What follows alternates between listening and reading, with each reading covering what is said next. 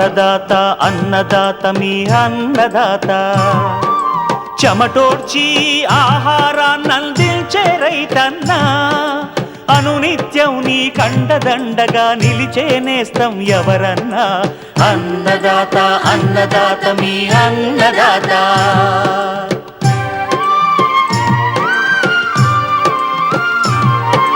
నూతన రీతుల సాగుబడికి నూరింతలు పెరిగే దిగుబడికి సూచనలిచ్చే సస్య రక్షణకు పశు పోషణకి శాస్త్ర విజ్ఞానం అందించి ముందుకు నడిపే తెలుగు రైతు భారతదేశానికి మకుటం అయ్యేలా తీర్చిదిద్దే ఆశయంతో మిమ్ము మేలు కొలిపేది అన్నదాత అన్నదాత అన్నదాత మీ అన్నదాత అన్నదాత అన్నదాత మీ అన్నదాత. అన్నదాత ప్రేక్షకులకు నమస్కారం. ఈనాటి ముఖ్యాంశాలు: వ్యవసాయంలో డ్రోన్ల వాడకం, కొనుగోలులో సూచనలు, భూసార పరీక్షల వల్ల రైతులకు వనుగూరే లాభాలు, క్షేత్రస్థాయిలో సత్ఫలితాలనిస్తున్న నూతన మిరప రకం అర్కా ఖ్యాతి, వట్టివేరు సాగుతో రైతుకు ఆదాయం, బైబ్యాక్ ఒప్పందాలకు ముందుకొస్తున్న కంపెనీలు.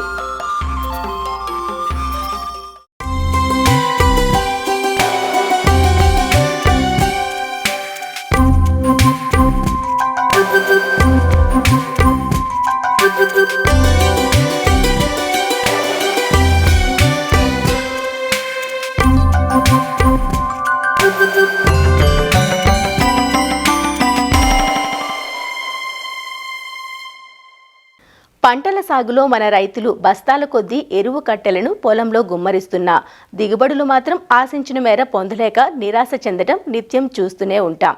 దీనికి తోడు కేవలం స్థూల పోషకాలైన నత్రజని, భాస్వరం, పొటాష్ ఎరువులనే పంటలకు అందిస్తూ సూక్ష్మ పోషకాలను అశ్రద్ధ చేస్తూ ఉంటారు.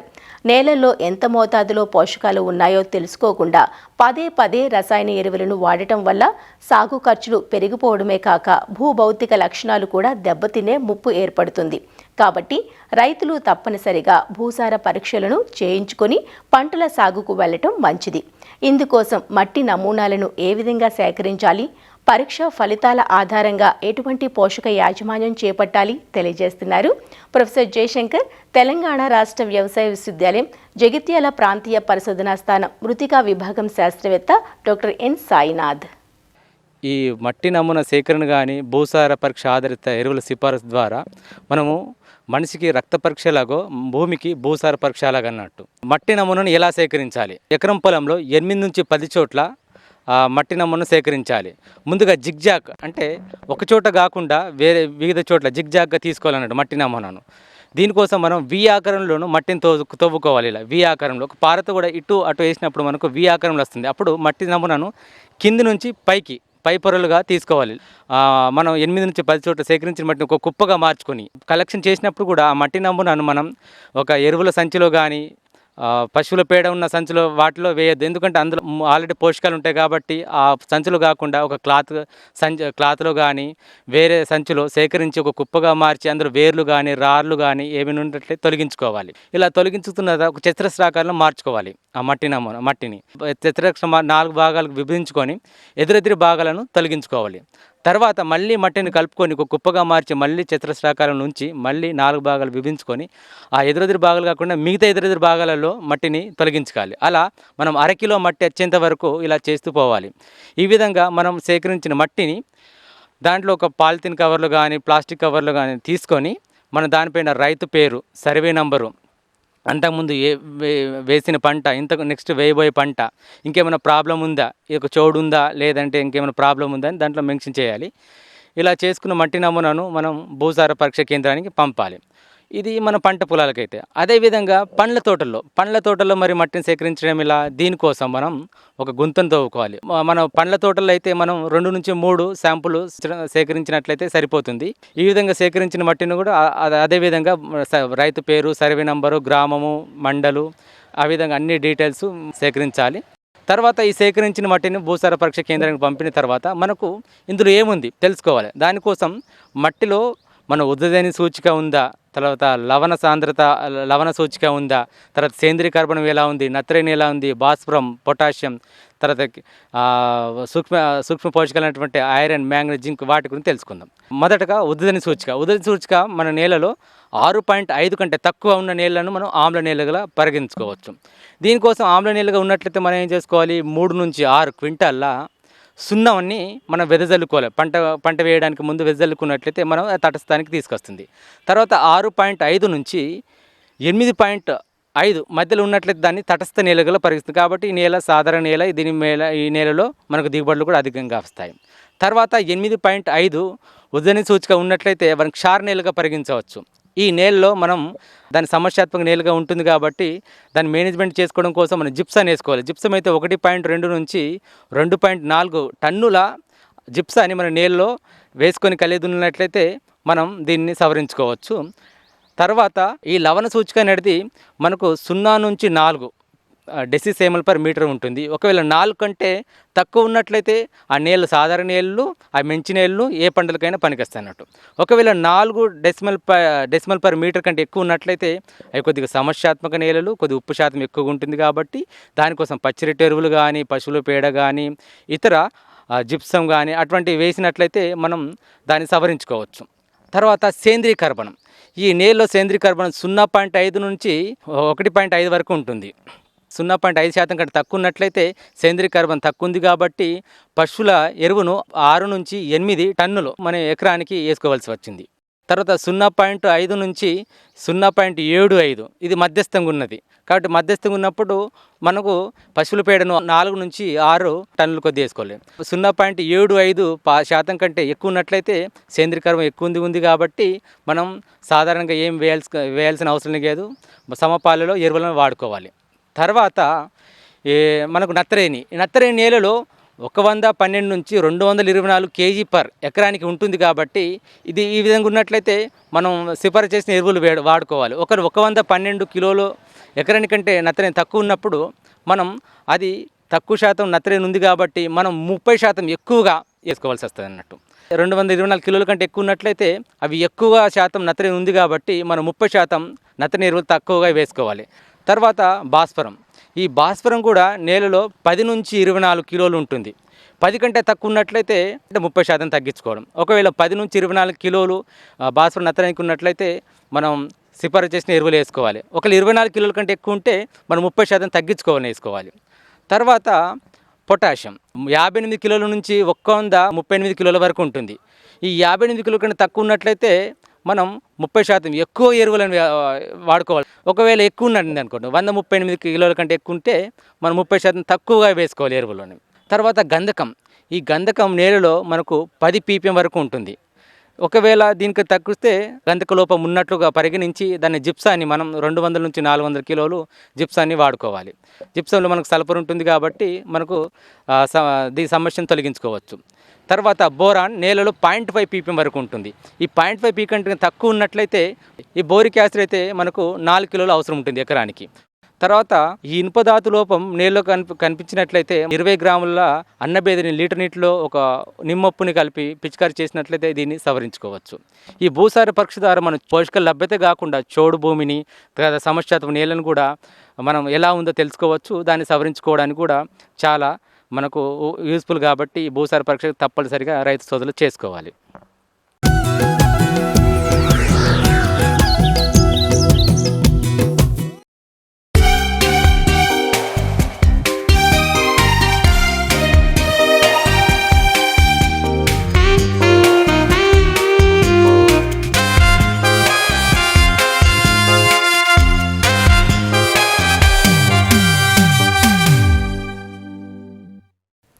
ఆధునిక వ్యవసాయంలో సాంకేతిక పరిజ్ఞానం కొత్త పుంతలు తొక్కుతోంది. మరీ ముఖ్యంగా యంత్ర పరికరాల ఆవశ్యకత పెరుగుతోంది.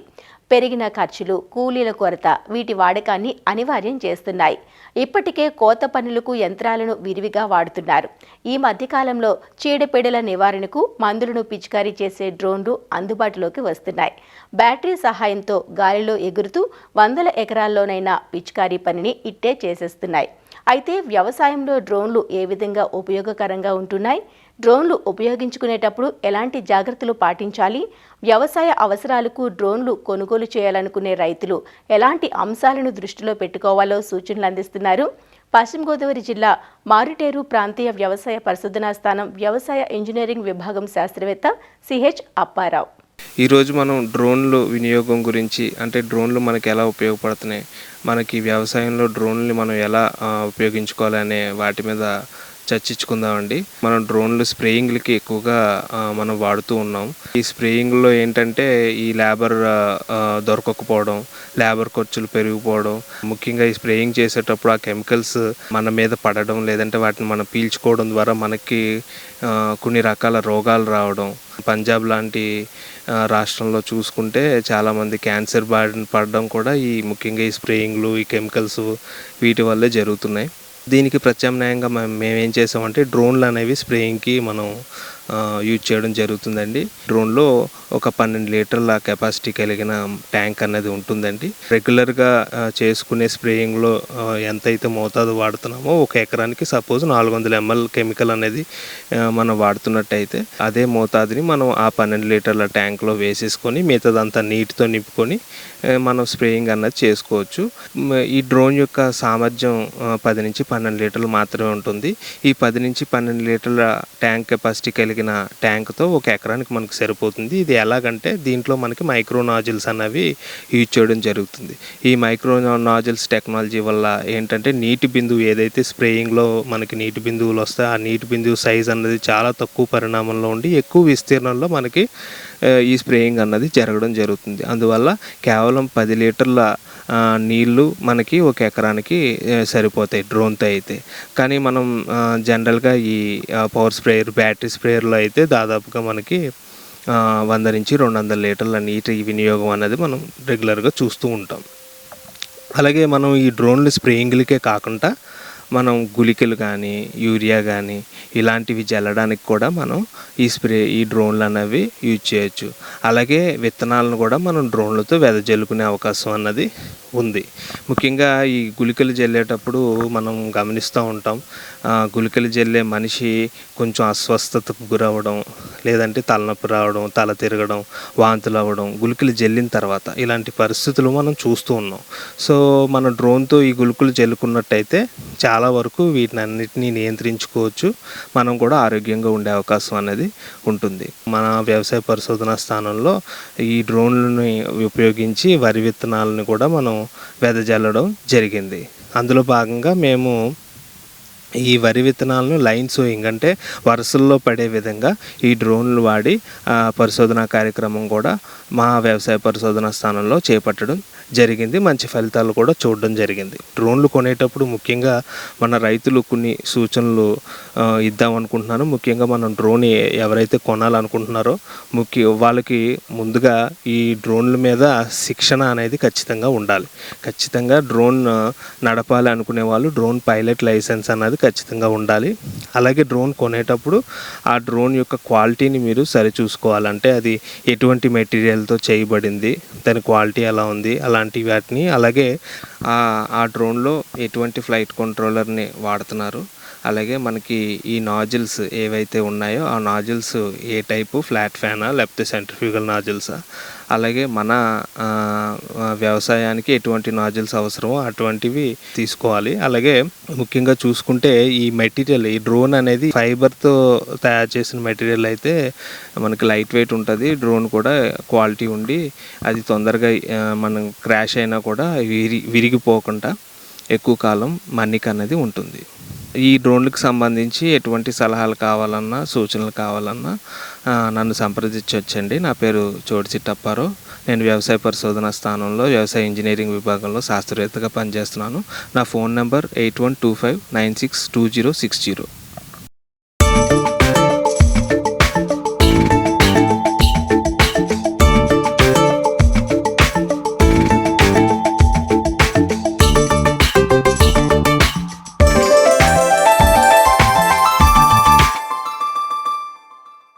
వాణిజ్య పంటగా ఎగుమతి అవకాశాలు కలిగిన పంట మిరప. ఒకప్పుడు మిరప సాగంటే రైతులకు కాసుల పంట అన్న నమ్మకం ఉండేది. రాను రాను మిరపలో పెరుగుతున్న చీడపీడలు, గిట్టుబాటు కాని ధరలతో ఈ పంట సాగు సమస్యల వలయంలో చిక్కుకుంటోంది. ముఖ్యంగా వైరస్ తెగుళ్ల సమస్య తీవ్రమవుతోంది.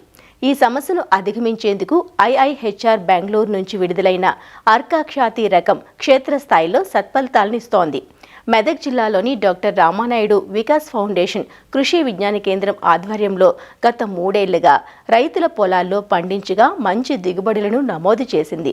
ఈ రకం అటు పచ్చిమిర్చికి ఇటు ఎండుమిర్చికి రెండింటికి అనుకూలమైన రకమంటూ అర్కా ఖ్యాతి రకం గుణగణాలు, సాగులో యాజమాన్య పద్ధతులను తెలియజేస్తున్నారు ఇక్కడి ఉద్యాన శాస్త్రవేత్త శ్రీనివాస్.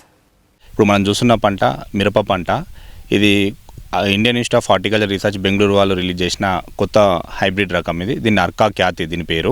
ఈ అర్కా ఖ్యాతి అనే రకం అనేది మనం పచ్చిమిర్చిగా వాడుకోవచ్చు, ఎండుమిర్చిగా వాడుకోవచ్చు.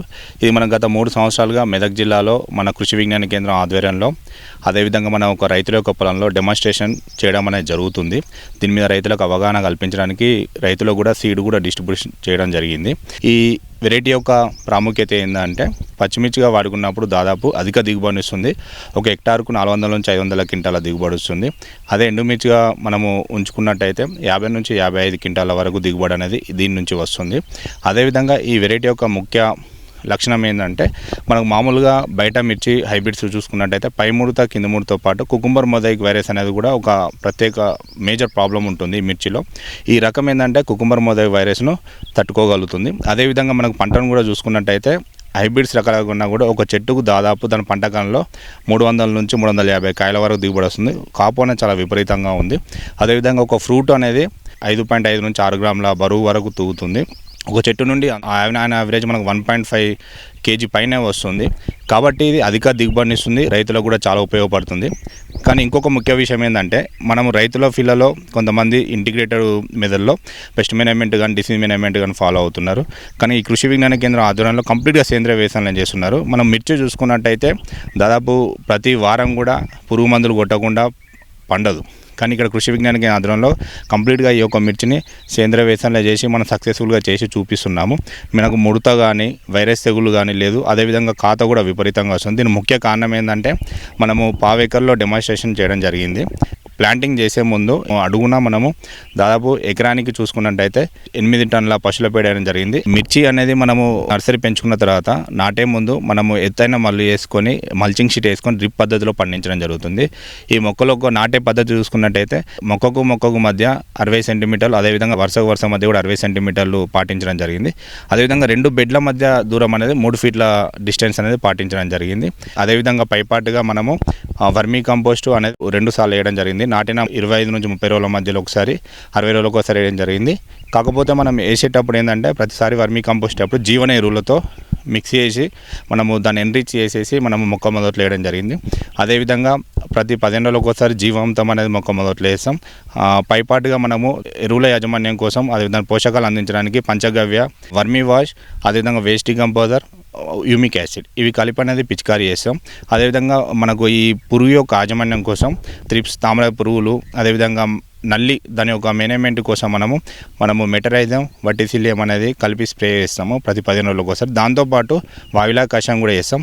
ఈ విధంగా చేసి మనం ఒక సమగ్ర పద్ధతిలో ఈ యొక్క పురుగుల యాజమాన్యం చేసి సక్సెస్ఫుల్గా ఈ మిర్చి అనేది పండిస్తున్నాము. ఈ పద్ధతిలో ఈ యొక్క వెరైటీ సాగు చేసుకున్నట్లయితే రైతు సోదరులు ఈ అర్కా ఖ్యాతి అనే రకాన్ని ఉపయోగించుకున్నట్లయితే మంచి దిగుబడులు అనేది సాధించుకోవచ్చు.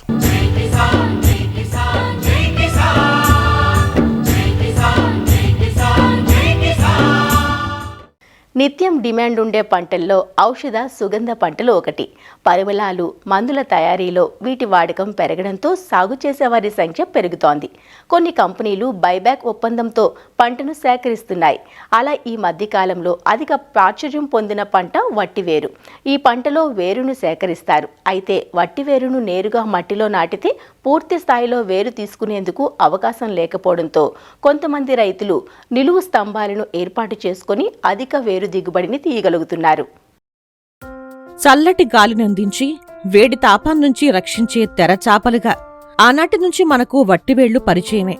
తెలిసిన పంటే అయినా తెలియని ప్రయోజనాలు అనేక ఉన్నాయి ఈ వట్టివేరులో. వీటిని సుగంధ ద్రవ్యాలు, చర్మ ఆరోగ్యం, సౌందర్య ఉత్పత్తులు, ఆయుర్వేద ఔషధాల తయారీలో విరివిగా ఉపయోగిస్తారు. అతి తక్కువ పెట్టుబడితో సిరులు కురిపించే పంటగా ప్రస్తుతం రైతుల ఆదరణ పొందుతోంది. 10 నుంచి 12 నెలల్లో ఒక్కో మొక్క నుంచి కనీసం 3 కిలోల వేరు, కిలో గడ్డి వస్తాయి. కిలో వేళ్ల ధర 250 రూపాయల వరకు ఉంటుంది. వట్టివేళ్ల నుంచి తీసే నూనె లీటర్ ధర అంతర్జాతీయ మార్కెట్లో 25,000 ఉంది. ప్రస్తుతం హైతీ రకానికి చెందిన వట్టివేళ్లకు బాగా డిమాండ్ ఉంది. Vetiver and aloe vera, both the plants are dryland crops, and Andhra has much potential land and natural resources here. This is the right time to enter into vetiver cultivation as well as in aloe vera cultivation. Marketing scope for value added products in vetiver and aloe vera like gel, and it has been used in many applications in medicinal field, especially in Siddha and Ayurveda. We teach and train farmers and we work with farmers. Vijayaram sir is with us and he did a world record in vetiver cultivation and the yield was more. He is explaining all about his growing media techniques to the people from Saubhagya Farm. We are Eco Green Unit Foundation Coimbatore and we do marketing support as well and value added products as well. We teach to go for vetiver powder making and soap making, gel making in aloe vera for underprivileged rural women groups as a women empowerment program through sustainability livelihoods activity, that too especially in eco friendly products. ఈ వట్టివేర్ అనేది ఒక ఔషధ గుణాలు కలిగిన ఒక సుగంధ ద్రవ్య గడ్డి. ఇది కింద ఉన్న దీని రూట్స్, దీంట్లో ఎంతో సుగంధ ద్రవ్యం ఉంటుంది. దీన్ని తీస్తారండి. ఇది పర్ఫ్యూమ్ ఇండస్ట్రీకి అంటే సుగంధ ద్రవ్య పరిశ్రమకి ఇదే బేస్. దీని నుంచి ఎన్ని ఉపయోగాలు ఉన్నాయంటే ఇది మట్టి సంరక్షణ, ప్రప్రథమంగా మట్టి సంరక్షణ కోసం సాయిల్ ఇరోజన్ చెక్ చేస్తుంది. అదేవిధంగా దీని నుంచి సబ్బులు తయారు చేస్తారు, అలాగే షాంపూ, అలాగే ఈ వేరు నుంచి ఈ పొడి తయారు చేస్తారు. అదేవిధంగా ఎకో గ్రీన్ సంస్థ నుంచి మేము అలోవెరా చేస్తున్నాం. వట్టివేళ్ల సాగుకు ఇసుక నేలలు బాగా అనుకూలంగా ఉంటాయి. ఎర్ర నేలలు, నల్లమట్టి నేలల్లోనూ కొబ్బరి పీచు కలిపి సాగు చేయొచ్చు. వట్టివేళ్లు సుమారు 7 అడుగుల మేర భూమి లోపలికి వెళ్తాయి. రైతులు నేరుగా పొలంలో సాగు చేయటం వల్ల వేళ్లు భూమి లోపలికి చొచ్చుకుపోయి గట్టిగా నాటుకుపోవటం వల్ల వాటిని బయటకు తీయాలంటే జేసీబీలు ఉపయోగించాల్సి వచ్చేది. ప్రస్తుతం సులభంగా వట్టివేళ్లను బయటకు తీసేలా రైతులు వివిధ పద్ధతుల్లో సాగు చేస్తున్నారు. సాగుకు ఇబ్బంది లేకుండా సిమెంటు కుండీలు, డ్రమ్ములు, ఇతర పాత్రల్లోనూ మిద్దెలపై, ఇంటి ఆవరణల్లో సాగు చేస్తున్నారు. కృష్ణా జిల్లాలో కొంతమంది రైతులు సిమెంటు తొట్టెల్లో వట్టివేరును సాగు చేస్తున్నారు. 4 అడుగుల ఎత్తు, అడుగు వెడల్పుతో ఉండే సిమెంటు తొట్టెల్లో అడుగున 4 అంగుళాల కంకర, దానిపై మట్టి, ఘన జీవామృతం, కొబ్బరిపీచు కలిపి వట్టివేళ్లు సాగు చేస్తున్నారు. వట్టివేరు అనేది ఒక గడ్డి జాతి మొక్క అండి. ఇది ఎక్కడైనా బతుకుతుందండి. నీళ్ళల్లో ఉంటే ఉపయోగం ఏంటంటే నీళ్ళని శుద్ధి చేస్తుంది, నీళ్లు భూమిలోకి వెళ్ళేటట్టు చేస్తుంది. అసలు దాని ఉపయోగాలు చెప్పలేం. ప్రతి రైతు ఎంతో కొంత ఎక్కడైనా కొంతైనా పెంచుకోవచ్చు. దీంట్లో పెంచుకోవటంలో మట్టిలో పెంచుకోవచ్చు, మామూలుగా పెంచుకోవచ్చు. కానీ మేము ఈ మెథడ్ ఈ సిమెంట్ పైప్ ద్వారా చేయటం వల్ల దీన్ని తక్కువ ఖర్చుతో, లేబర్ ఖర్చు లేకుండా తేలిగ్గా తీసుకోవడానికి వీలవుతుంది. రూట్ కూడా కిందకే కనుక వెళ్ళిపోతే దాన్ని తీయటం, తెగిపోతాయని కాకుండా ఇది మొత్తం ఫుల్గా తీసుకుంటానికి ఇది ఉంది. మనం ఈ విధంగా చేయటం వలన 3 నుంచి 5 కేజీల వరకు ప్రతి సంవత్సరం మనకి ఇది వస్తుంది, వేరు వస్తుంది. దానికి 150 రూపాయల నుంచి 200 రూపాయల దాకా మనకి కొనేవాళ్ళు ఉండరు, బైబ్యాక్ ఇస్తారు. వాళ్ళు ఏం చేస్తారంటే దాని ద్వారా ఆయిల్ తయారు చేస్తారు, కాస్మెటిక్స్ తయారు చేసేదానికి వెళ్తాయి, సోప్స్, సెంట్స్ అని తయారు చేయడానికి. ఫ్రాన్స్ ఇది బిగ్ మార్కెట్. మేము అందరం ఇప్పుడు గడ్డిలో పెంచుతున్న డిఫరెంట్ మోడల్ చేస్తున్నారు. ఈ మోడల్ మేము అనుకుంది ఏంటంటే బెస్ట్ మోడల్ అని. ఇది దగ్గర 1000 రూపాయలు అవుతుంది. కానీ 10 సంవత్సరాలైనా 20 సంవత్సరాలు ఉంటుంది. ఇది ఇన్ఫ్రాస్ట్రక్చర్. ప్రతి సంవత్సరం ఇది తాడినే కానీ తీసేస్తే ఇట్లా లాగేస్తే మొత్తం వస్తుంది. ఇది కాకుండా ఇది ఒక ప్లాస్టిక్ ట్యూబ్లో పెట్టుకుని కూడా తీసుకోవడానికి అవకాశం ఉంది. చిన్న ప్లాంట్ వస్తుంది. దీనికి పొటెన్షియల్ని మనం ఫుల్గా యూటిలైజ్ చేయాలంటే ఇది చేయాలి. దీనికి ఏంటంటే కిందకి భూమిలోకి ఏరిపోతుంది కాబట్టి వెళ్లకుండా కింద కొంత మెటల్, బేబీ చిప్స్, కొద్దిగా శాండ్ వేసాం, కిందకి వెళ్లకుండా అక్కడ ఆగిపోతుంది. ఇక్కడే పెరుగుతుంది అన్నమాట అంతా. వట్టివేరు సాగుతో కలిగే ప్రయోజనాలను రైతులకు పరిచయం చేసేందుకు సేవ్ సంస్థ ప్రతినిధులు విజయరాం తమ సౌభాగ్య బహుళ అంతస్తుల విధానంలో భాగంగా వట్టివేరు మొక్కలను పెంచుతున్నారు. ఆసక్తి ఉన్న రైతులకు శిక్షణ సైతం అందిస్తున్నారు.